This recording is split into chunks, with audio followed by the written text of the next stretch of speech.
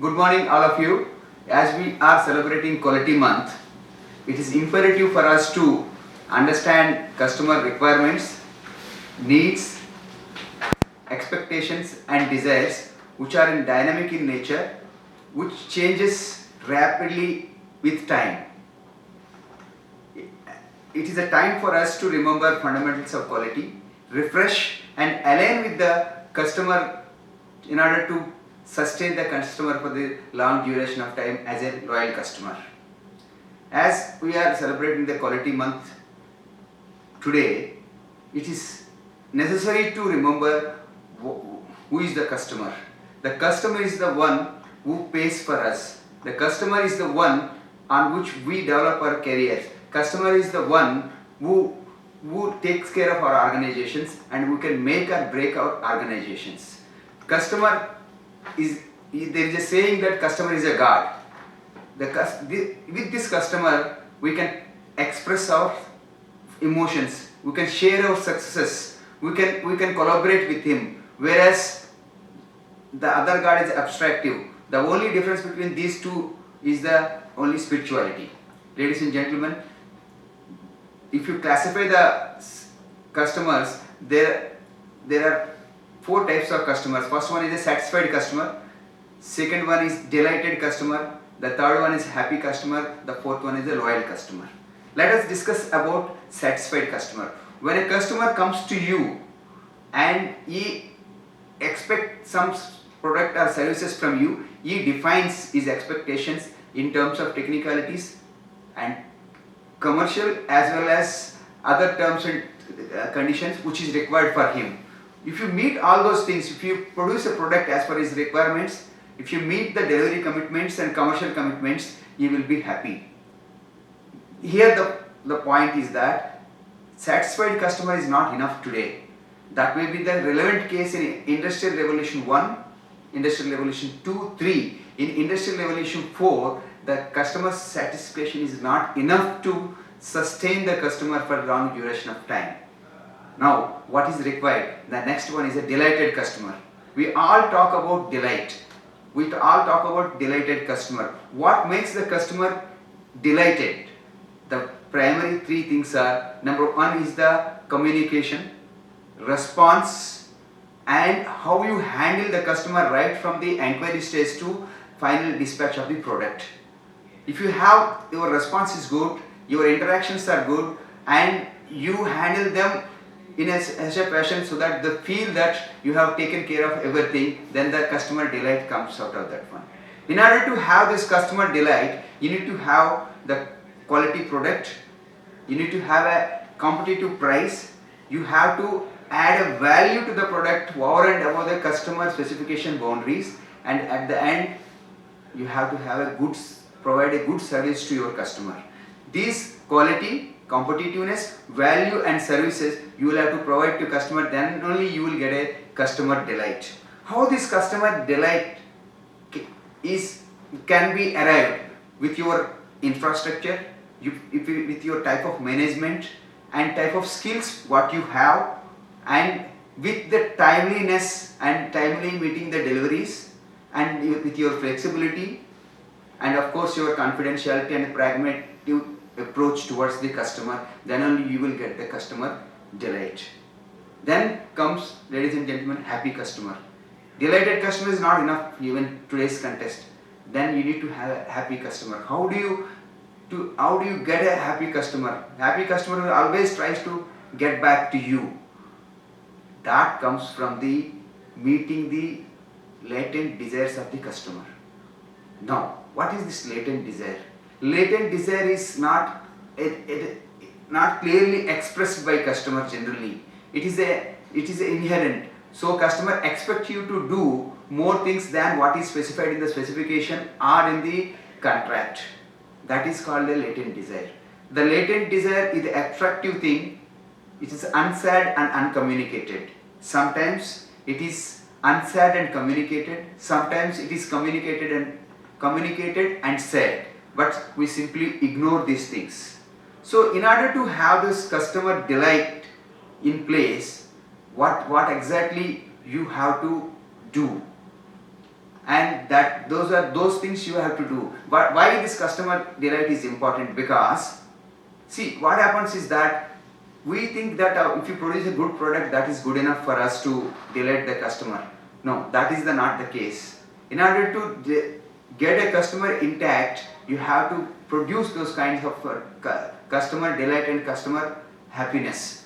So now, if you look at the market context, 13% of customers go away from you because of your price, and 9% of customers go away from you because of your responsiveness, and 9% customers go away from you because of non controllable things which are not in your control and not in their control, and remaining 73% of customers go away from you because of your response, because of your connectivity, your collaboration, and how you handle the customers.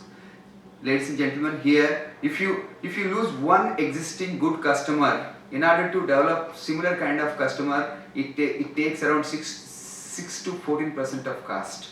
If you have one customer who is complaining on your product, and there will be 26% of customers who are looking at you without saying anything, they will simply go away from you.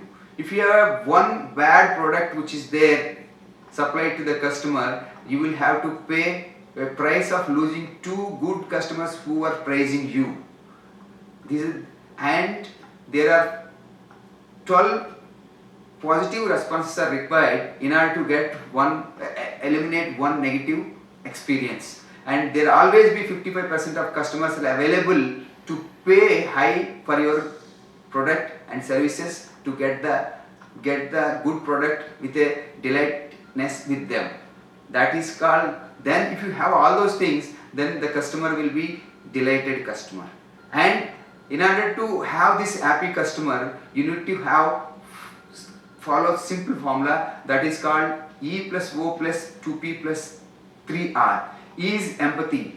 You have to understand the customer needs. You have to put yourself into the customer's shoes, and you have to think with his imagination and with his mind. Then you would be able to understand what exactly is latent desire and what he is expecting from you, and in terms of service and products. And the second thing is ownership.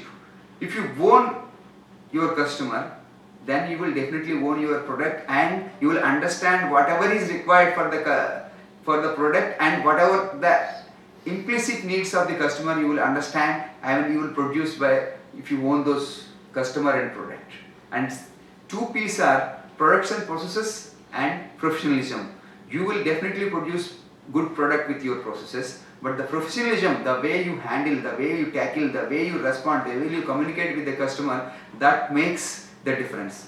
And the remaining three R's are, one is the responsiveness, your responsibility, and your relationship with the customer. If you have all those things together, then you will have a happy customer with you. Then the last one is the loyal customer. How do you get this loyal customer? The loyal customer, now this is a derivative of implementation of Industry 4 plus Loyal 4 concept together. When you talk about Industry 4, the philosophy of Industry 4 is that you have to produce products with a lean manufacturing methodology, with a low cost, without waste, integrating your processes with the advanced technologies. Then the product which produces will be with good quality, with good traceability, and at an optimized cost. If you pass on this benefit to the customer with the implied needs of loyalty 4.0, then the customer will be a loyal customer. Now, when you talk about Industry 4.0, Industry 4.0 has got 5 bigs. Those are data, analytics, acceptability, accessibility, and then scalability.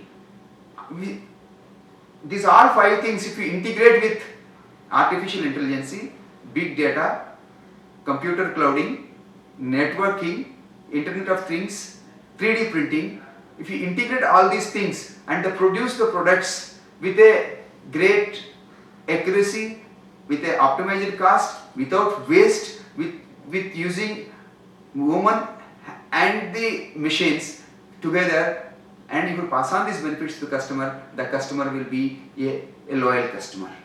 Ladies and gentlemen, the loyalty from the customer will be earned by adopting the following things. Number one, customer centric approach. Number two, you should always try to add value to the product over and above the specified limits. You have to maintain a proper response which is always available for customer to contact you. That's why if possible to have some kind of a customer responsive cell in your organization, and then you need to have a optimized price for everything whatever you are doing or value you are adding to the customer. And the next one is you will be always willing to train the people of customer and have a collaborative approach with them. Apart from that, the customer always looks at you, your environment, health and safety systems, what you are following, how you are taking care of environment, how you are taking care of your people, safety and mission safety, that determines your approach towards the product. And apart from this, they also look at your engagement level of your employees and their competency level. If you have all those things together, the customer will definitely come back to you as a loyal customer again and again to promote your products and purchase your products. Ladies and gentlemen, quality is a philosophy of leaders. It's a way of life. One should adopt all those quality philosophies not only into the products and processes, into the personal life only also. That makes a total quality culture in the organization, in your personal life. So in this quality month, I wish all the best to everybody, and thank you very much.